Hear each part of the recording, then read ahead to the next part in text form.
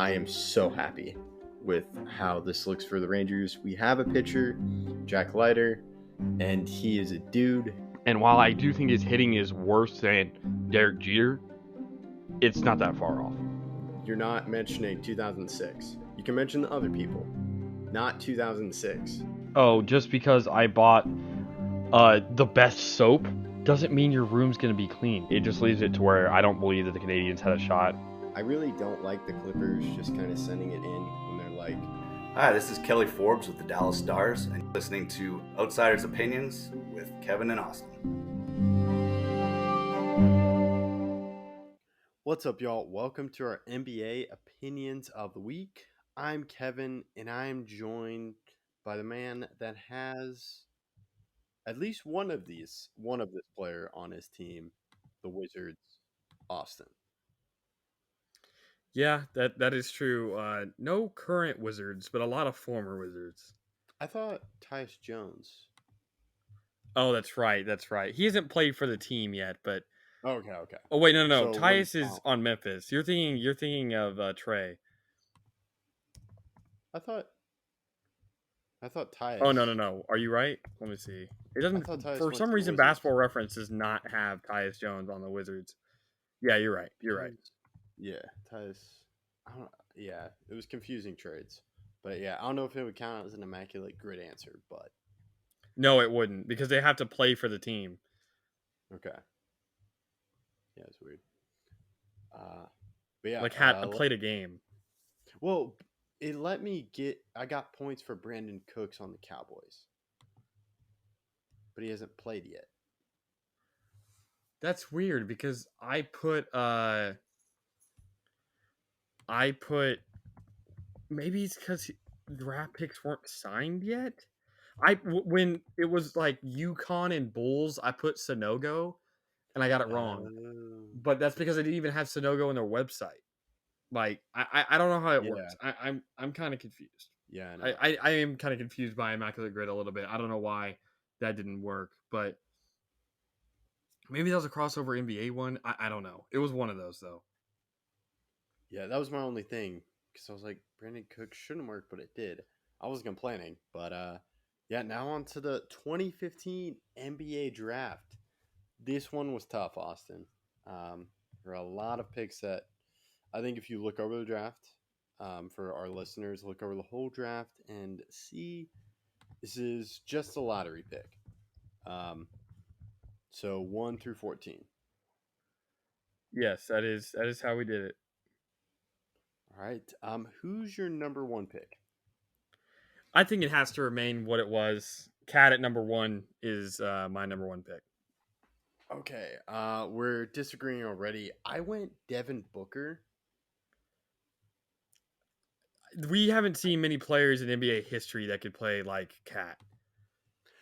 That's true. It's just defensively kind of hurts me with Cat, but I went. I mean, Devin Booker isn't a great defender.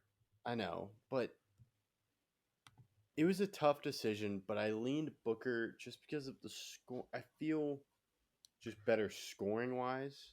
Cat averages only 0.9 less points per game for his career. But I feel 23.9 to 23 going for a big man. When I have a center, I want him to be good defensively, or at least average defensively. I don't know if Cat does that. I get that, but he shoots better from the field in almost every spot. 39.5% from 3 with Cat.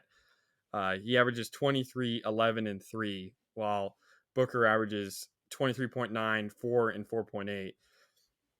I have Booker at 2, but I don't think he'd even be... I wouldn't even consider Booker if we were doing a redraft. It would be Cat. We don't see players like Cat. Cat is a...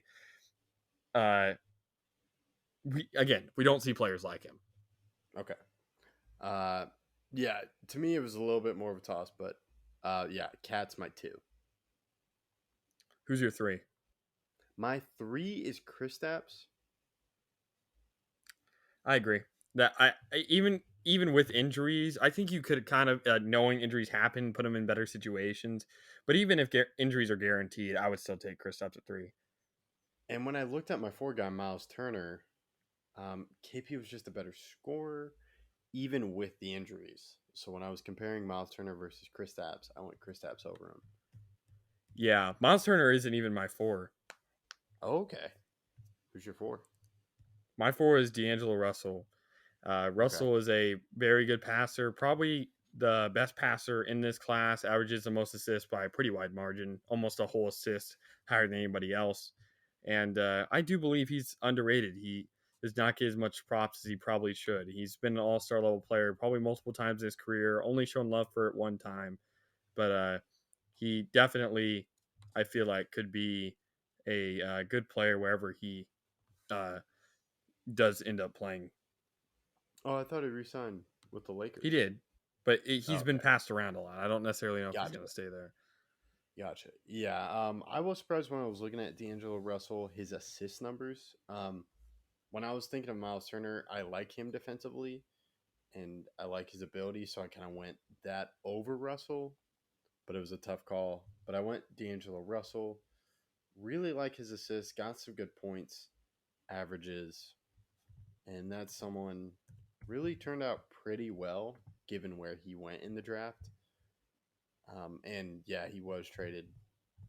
He really kind of blossomed in Brooklyn, but to me, he was the best guy at 5. Yeah, I went Miles Turner at 5. He really hasn't exploded on the offensive side of the ball until this past season. And while he does get a lot of blocks, he's overrated defensively. He can be exposed by much better scores in the paint. He does get his fair share of blocks, which makes up for it. But blocks aren't everything defensively. But his ability to shoot the ball is definitely extremely versatile, and him shooting 37% last year definitely increased his rise. And now he is a very poor rebounder for his position, so I would be worried about that, as he only averages under 7 for his career per game. But he's still a good pick at 5. Yeah. And then 6, who did you pick? I went Bobby Portis.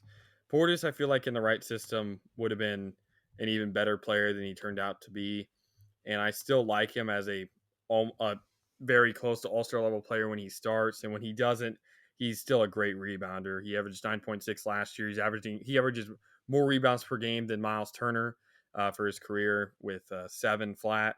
He also can shoot the ball. He shoots well from the field as for someone that takes as many threes as he does, and he's really blossomed into a good player.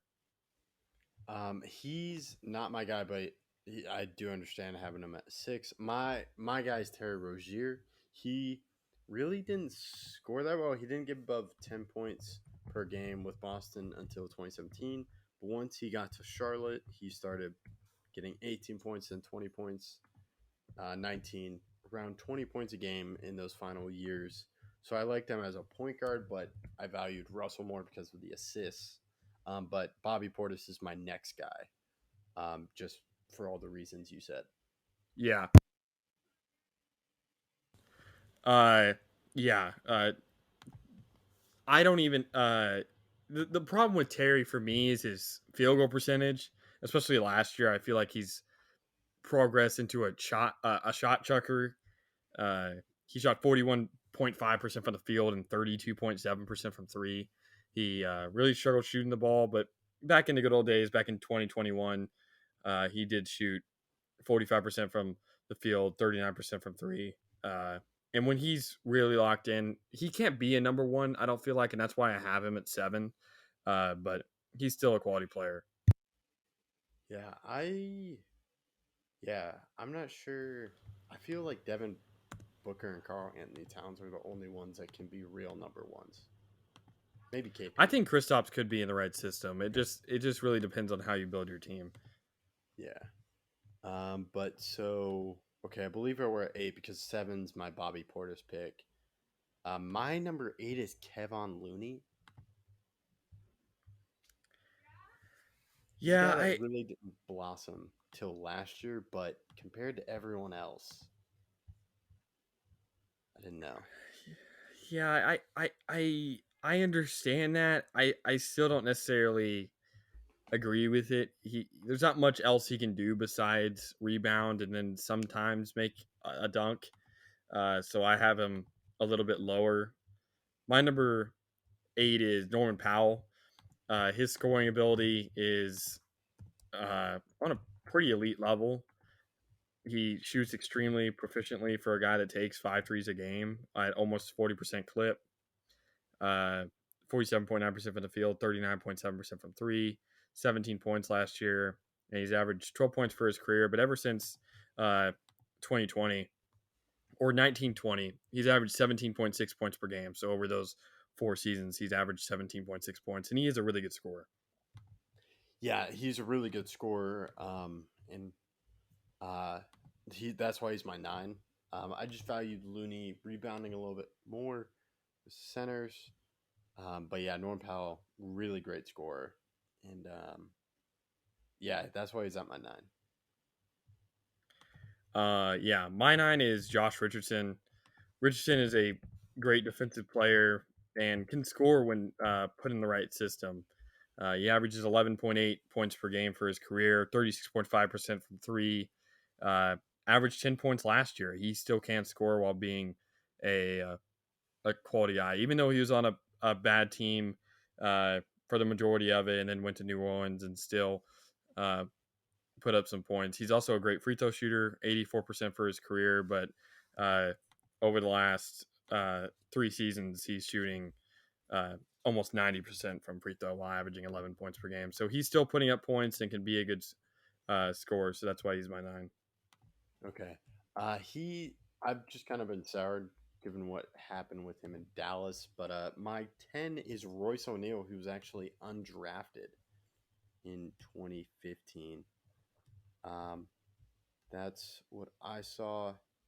Because I looked at undrafted guys, there weren't really many undrafted people, but Royce O'Neal was a guy that popped up, and to me, he's a really good fender and a good 3-point shooter. Yeah, Royce O'Neal is also my number 10. He's a great player. Very underrated player, especially with the Jazz, and now he's on the Nets, and he still can be a good wing for them heading into next year, where they're going to need a lot of wing uh, players to go off because I mean a lot of their players are wing when you think Mikal Bridges, Dorian Finney-Smith, Cam Johnson, or Royce O'Neal. Yeah, I feel he could also be a good trade piece if they wanted to trade him, but yeah, he's a really good player. My who's your 11?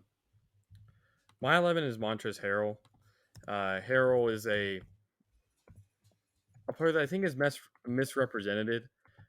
He's won a Sixth Man of the Year, and while I understand why he's kind of been phased out of the game in parts, when he plays, he can put the ball in the hoop at almost every possession. He shoots 62% from the field for his career. He's a good rebounder, not a great rebounder. Per 36, he's 8.8, which is fine.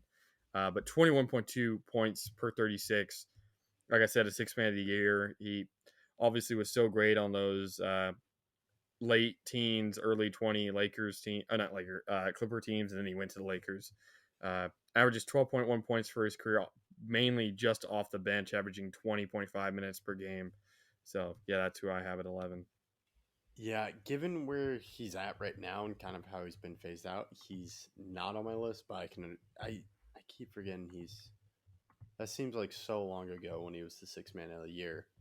Yeah, But it really he's wasn't still a that. good he's still a good player. It's just the teams that he plays with. I think he tries to go on winning teams, and he's not going to play over Embiid. But when Embiid is out, you can always pick him up in fantasy because you know he's going to get a lot of points.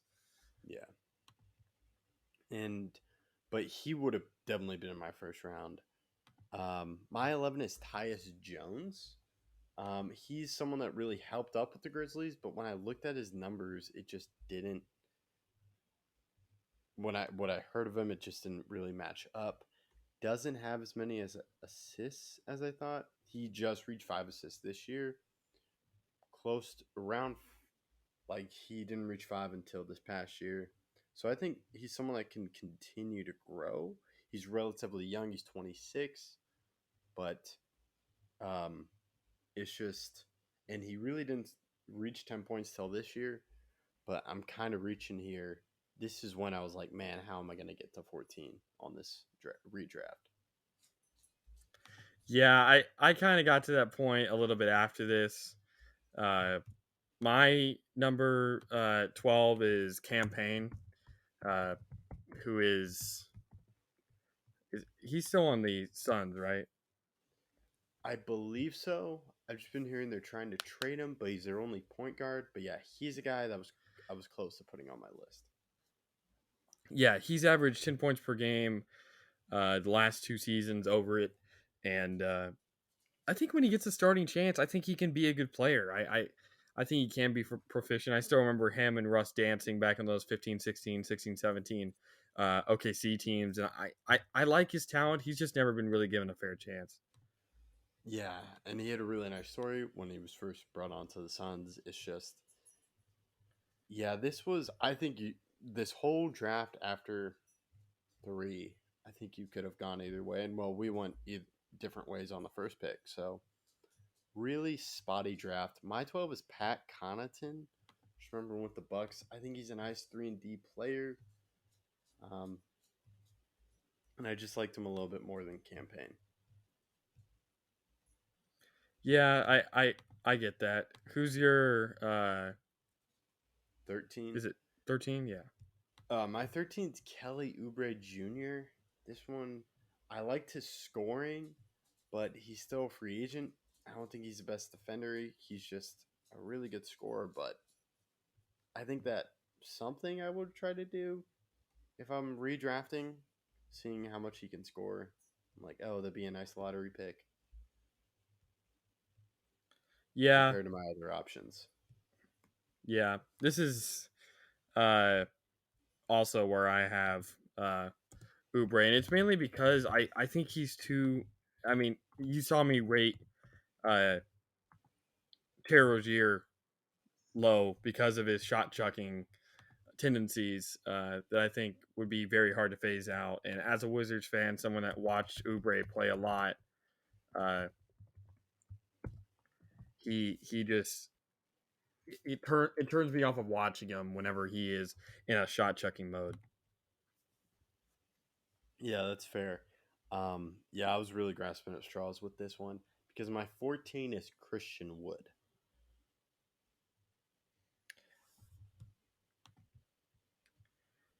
I totally forgot that he was in this draft. He was Was he? undrafted. He was undrafted. Was Yeah. it? Was he? I thought he was 2016. When I looked at the same I list, bet. I it bet was you're like right. I bet you're right. I bet you're right. I think he. Yeah, you Yeah, I are don't think right. he was even. Yeah, Man, I would like to change stuff, but I guess I just have to put him at 14. That's the I only thing like I the can do is put him talent. at 14. I like the talent, but it just seems he can't. There was just problems with the Mavs, which I think wasn't all his own, but I really like the talent. That's why I think he fits in the lottery. Yeah, I probably dropped him 6th ahead of Bobby. He has a lot of talent. I Okay. just don't believe he's been rightly used yet. But I'll put him at 14 just for the fact that I forgot. Yeah. Yeah. I don't know how I feel about his attitude, but definitely the talent that he has is pretty high. Yeah. Yeah, that's all we got. Maybe when we do this in the future, we'll find a easier draft because it was tough getting to 14. Everyone else, there are some good players. It's just not what I think I would want from a lottery draft. That's true, but you can only take the best available. Yeah, and that's what we got. Let us know what you think in the comments. Did we forget someone? And we appreciate all the feedback.